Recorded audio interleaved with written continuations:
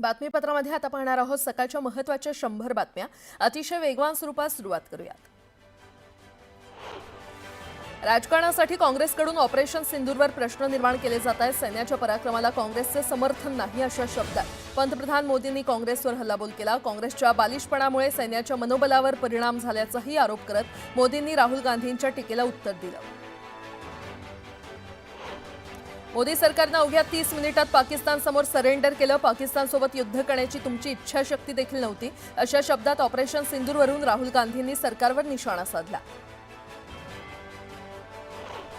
Operation सिंदूर दरम्यान भारतीय सैन्याला कारवाईसाठी पूर्ण मोकळीक का दिली नाही असा सवाल विचारत राहुल गांधींनी सरकारवर आरोपांच्या फैरी झाडल्या।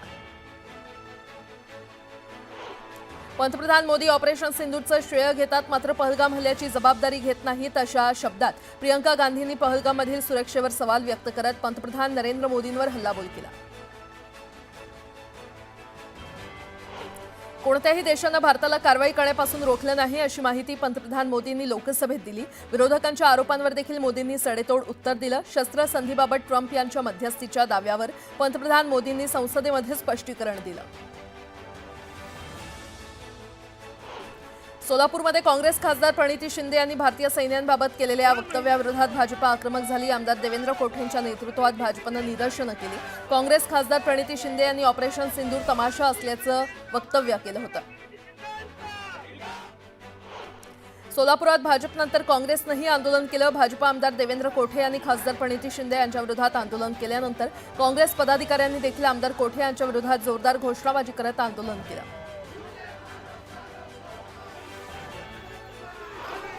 आवश्यक देखभाल आणि दुरुस्तीच्या कामासाठी मुंबईतील काही भागात 14 तासांसाठी पाणीपुरवठा बंद ठेवण्यात येणार आहे अशी माहिती बृहन्मुंबई महानगरपालिकेने दिली आणि त्यामुळे गुरुवारी वांद्रे आणि खारघरमधील अनेक भागात पाणीपुरवठा तात्पुरता बंद केला जाणार आहे। पुणे सोलापूर अहिल्यानगर जिल्ह्याला वरदान ठरलेल्या उजनी धरणामध्ये 97.68% पाणीसाठा जमा झालाय तर धरणामध्ये 52,137 क्युसेकनं पाणी आवक होते। धरणाची वाटचाल 100कडे सुरू असताना धोकादायक पातळी नियंत्रणासाठी धरणामधून भीमा नदी पात्रात 70,000 क्युसेकनं विसर्ग सुरू केलाय। अभिनेता सुशांत सिंह राजपूत मृत्यू प्रकरणी रिया चक्रवर्तीला कोर्टानं नोटीस पाठवली आहे। सीबीआयनं दाखल केलेल्या क्लोजर रिपोर्टच्या कायदेशीर प्रक्रियेचा भाग म्हणून ही नोटीस पाठवण्यात आली आहे। ग्रामीण भागात उत्कृष्ट काम करणाऱ्या ग्रामपंचायत, पंचायत समिती आणि जिल्हा परिषदांसाठी यंदापासून मुख्यमंत्री समृद्ध पंचायत राज अभियान राबवण्याचा निर्णय राज्य मंत्रिमंडळाच्या बैठकीत घेण्यात आला। या अभियानाच्या माध्यमातून विविध क्षेत्रात उल्लेखनीय काम करणाऱ्या स्थानिक स्वराज्य संस्थांना विविध गटात दरवर्षी 290 कोटी 33 लाख रुपयांची 1902 बक्षिसं देण्यात येणार आहेत। गणपती उत्सवाला कोकणात जाणाऱ्या चाकरमान्यांसाठी एसटी महामंडळानं यंदा 23 ते 27 ऑगस्ट या कालावधीमध्ये 5200 ज्यादा बस उपलब्ध करून देण्याचं नियोजन केलंय। 23 ऑगस्टपासून मुंबई, ठाणे, पालघर या विभागातील प्रमुख बस स्थानकातून या ज्यादा बसेस सोडण्यात येणार आहेत। राज्यामध्ये रिक्षा, टॅक्सी आणि ई-बाईक सारख्या सेवा सुरू करण्यासाठी आता सरकार ॲप तयार करणार आहे। खासगी संस्थांच्या बरोबरीनं आता सरकारच ऑनलाईन वाहन बुकिंगची सेवा देण्याचा विचार करत आहे। यासाठी Maharashtra institute for transport technology आणि मित्र या संस्थांसह इतर खासगी संस्थांची मदत घेण्यात येणार अशी माहिती परिवहन मंत्री प्रताप सरनाईक यांनी दिली आहे। वर्सोवा अंधेरी घाटकोपर मेट्रो 1 मार्गिकेचं संचालन करणाऱ्या कंपनीसोबत सुरू असलेल्या न्यायालयीन लढ्यामध्ये MMRDAला दणका बसलाय। सर्वोच्च न्यायालयाच्या निर्देशानंतर MMRDAनं 560 कोटी रुपये कोर्टात भरावे लागले। वादग्रस्त विधानं, कृती अजिबात खपवून घेतली जाणार नाही, ही अखेरची संधी अशी तंबी देत मुख्यमंत्री देवेंद्र फडणवीस यांनी मंत्र्यांचा क्लास घेतला। वादग्रस्त विधानं आणि कृतीबाबत मुख्यमंत्र्यांनी नाराजी व्यक्त केली। राज्य सहकार कामगार संघाच्या निवडणुकीत प्रवीण दरेकरांच्या नेतृत्वात महायुतीच्या 21 पैकी 20 जागा निवडून आल्यात आणि यानंतर पुण्यामध्ये भाजपच्या कार्यकर्त्यांनी जल्लोष केला। प्रकाश सोळंके यांनी माझी जात मंत्रिपदासाठी आडवी येत असल्याची खंत व्यक्त केली होती। यावर लक्ष्मण हाके यांनी त्यांची बुद्धिभ्रष्ट झाल्याची टीका केली होती। यावर आता ओबीसी सेलचे पदाधिकारी यशवंत गायके यांनी प्रतिक्रिया दिली आहे। लक्ष्मण हाकेंनी सुपारी घेऊन प्रकाश सोळंकेवर बोलू नये अन्यथा राज्यात ओबीसी समाज त्यांना फिरू देणार नाही असा इशारा हाकेंना देण्यात आलाय। राष्ट्रवादी शरदचंद्र पवार पक्षाचे नेते आमदार रोहित पवार यांनी परळीमध्ये महादेव मुंडे यांच्या कुटुंबियांची भेट घेतली। न्याय मिळेपर्यंत सोबत राहू असं आश्वासन महादेव मुंडेंनी ज्ञानेश्वरी मुंडे यांना दिलं।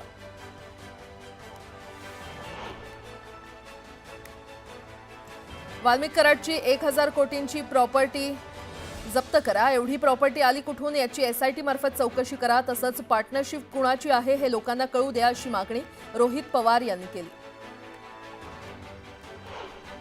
वैद्यनाथ बँकेच्या निवडणुकीतून यशस्वी मुंडेंनी माघार घेतली आहे. त्यांनी तत्कालीन संचालक मंडळानं प्रीतम मुंडे यांच्याकडेच नेतृत्व देण्याचा निर्णय घेतलाय. 2 महिलांमध्ये प्रीतम मुंडे आणि सुरेखा मेनकुदळे बिनविरोध निवडून आलेले आहेत. अंतिम यादी जाहीर होणार असून 10 ऑगस्ट रोजी मतदान प्रक्रिया पार पडणार आहे. काँग्रेसयुक्त भाजप झाल्याचं चित्र निर्माण झालंय असं वक्तव्य हर्षवर्धन सपकाळ यांनी केलंय. काँग्रेसमधील नेते भय आणि लालसेमुळे भाजपमध्ये जात असल्याची टीका त्यांनी केली. पुण्यातील वैभवशाली विसर्जन मिरवणुकीबाबत पोलीस आयुक्त अमितेश कुमार यांनी यावर्षी पूर्णपणे निर्बंधमुक्त गणेश उत्सव राहील यात शंका नसल्याचं स्पष्ट केलं. मात्र या उत्सवात दारू पिऊन धिंगाणा घालणाऱ्या लोकांना शोधून 1-2 महिने आतमध्ये टाकणार असा सज्जड इशारा त्यांनी दिलाय.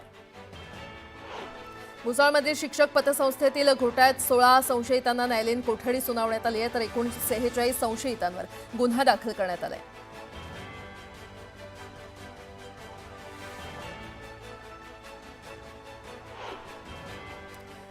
आता एक सविस्तर बातमी. अजित पवार कोकाटेंचा राजीनामा घेणार का अशा चर्चा अजित पवार सुरू असताना अजित पवार आणि कोकाटे यांच्या भेटीपूर्वी रंगल्या होत्या आणि त्यामुळे नाशिकमधील कोकाटे समर्थक आणि शेतकरी संघटनेच्या कार्यकर्त्यांनी उपमुख्यमंत्री अजित पवार यांची भेट घेतली. यावेळी अजित पवारांनी कोकाटे समर्थकांना सुनावल्याची माहिती सूत्रांकडून देण्यात आली आहे. किती वेळा चुका करणार आणि किती वेळा माफ करायचं असा संतप्त सवालच दादांनी कार्यकर्त्यांना केला. तर सतत चुका होत असल्यानं माफी नाही असं दादा म्हणाल्याचं सूत्रांकडून कळतंय. या बैठकीत दादांनी सुनावलं खरं तर समर्थकांना होतं, पण हा इशारा माणिकराव कोकाटेंनाच असल्याचं या निमित्तानं बोललं जातंय.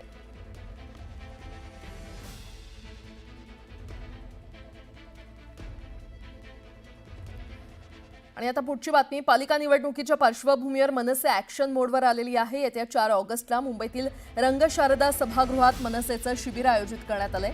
मेळाव्यात राज ठाकरे शिबिरातील मुंबईतील शाखा अध्यक्ष, विभाग अध्यक्ष आणि उपाध्यक्षांना मार्गदर्शन करणार आहेत. या शिबिरासाठी फक्त मुंबईतील पदाधिकारी उपस्थित राहणार आहेत आणि त्यामुळे राज ठाकरेंनी मुंबई पालिका निवडणुकीसाठी कंबर कसली आहे. मुंबईतील पदाधिकाऱ्यांना राज ठाकरे काय कानमंत्र देणार याकडे सगळ्यांचं लक्ष लागलंय.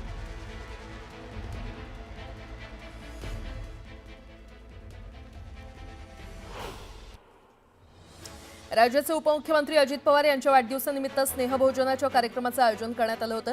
राष्ट्रवादीचे सर्व आमदार, मुख्यमंत्री आणि उपमुख्यमंत्री एकनाथ शिंदे या स्नेहभोजनाला उपस्थित होते.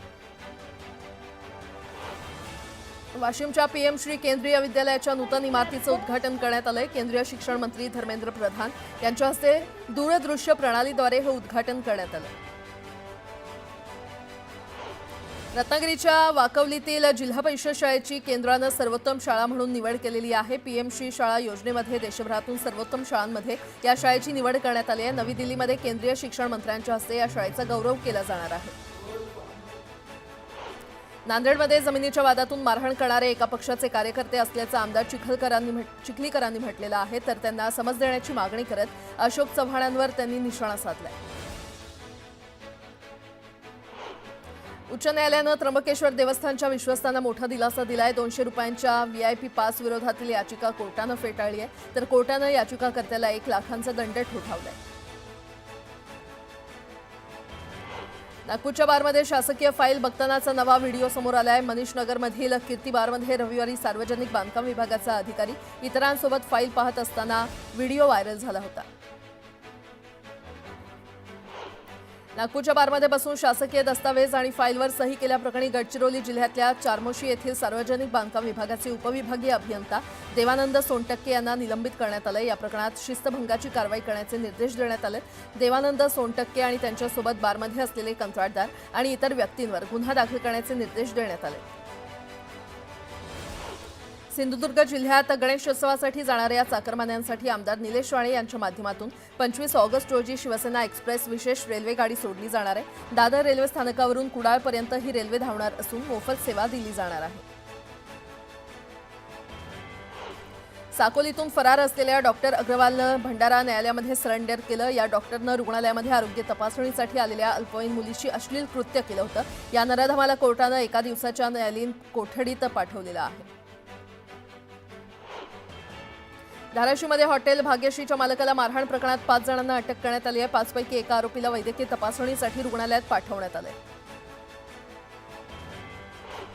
पुण्याच्या भारती विद्यापीठ परिसरातून अपहरण झालेल्या 2 वर्षांच्या चिमुकलीची सुटका करण्यात आली आहे. धाराशिव स्थानिक गुन्हे शाखेच्या पथकानं धाराशिव आणि लातूर जिल्ह्यातील ही कारवाई केली आहे.